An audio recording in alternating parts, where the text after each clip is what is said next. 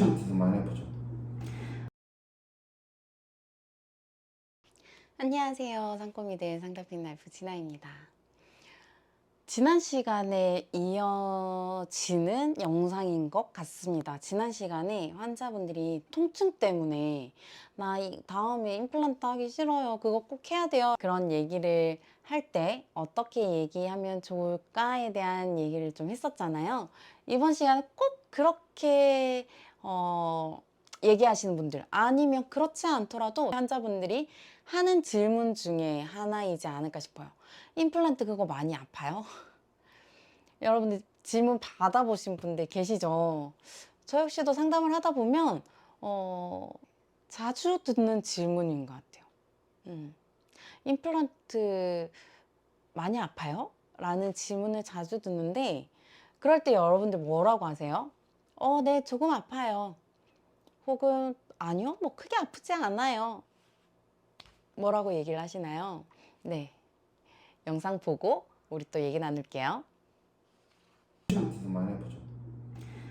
제가 사실은 뭐 신경치료나 이런 건 해봤는데 이거는 안 해봤거든요. 제가 원장님 10년째 일을 하고 있는데 사실 많은 분들이 계실 거잖아요.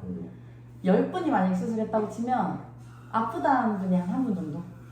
나머지 분들은 벌써 끝났어요? 심었어요? 뭐 이렇게 얘기하시는 분들이 대부분이고, 아니면 뭐 조금 우리 떴는데 참을만 해 라고 하시는 분들. 저는 사실 임플란트를 해본 적이 없어요.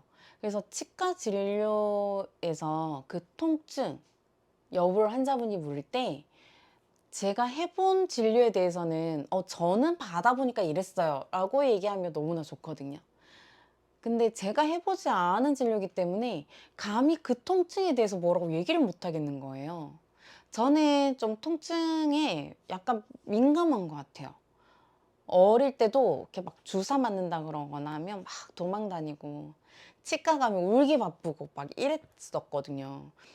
지금도 만약에 어떤 치료를 받는다고 하면 겁부터 나고, 다른 사람은 뭐 별로 안 아파 라고 얘기하지만 저는 아파요. 네, 좀 그래요. 환자분도 그렇지 않을까요? 그래서 통증을 환자분들이 물을 때 사실은 그 통증에 대해서 좀 가벼이 얘기를 못하는 사람 중에 하나입니다.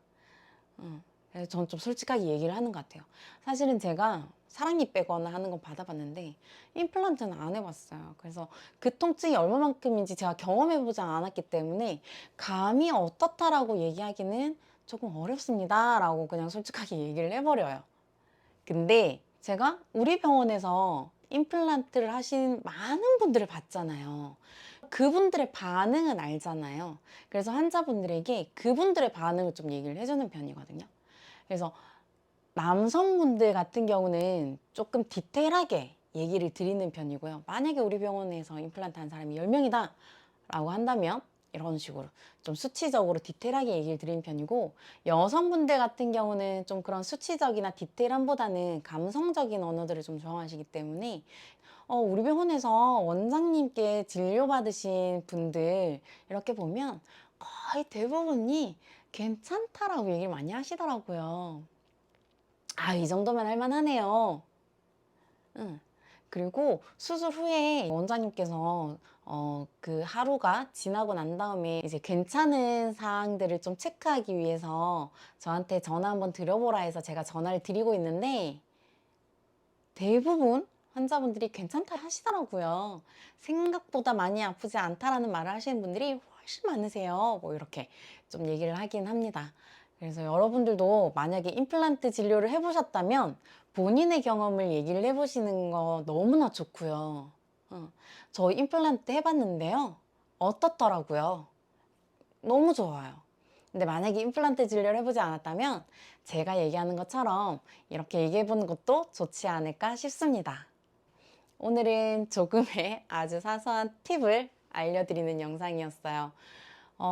우리가 환자의 그런 작은 질문에도 어떻게 답을 하냐에 따라서 이 환자하고 나하고 사이에 신뢰가 쌓는 그런 라포가 형성이 되기도 하는데요. 때로는 나의 경험을 얘기함으로써 혹은 내가 해보지 않은 거에 대해서는 정확하게 저는 그 경험을 해보지 않아서 실질적인 그 부분은 잘 몰라요. 하지만 이렇다고 얘기들을 많이 하시더라고요 라고 하는 나의 그런 솔직한 모습에서 환자가 나를 오히려 더 신뢰하는 경우가 많이 발생하더라고요.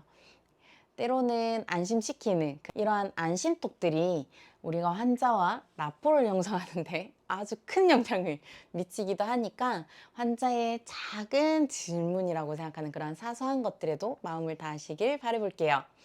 오늘의 영상은 여기까지 찍겠습니다. 우리 다음 영상에서 다시 만날게요.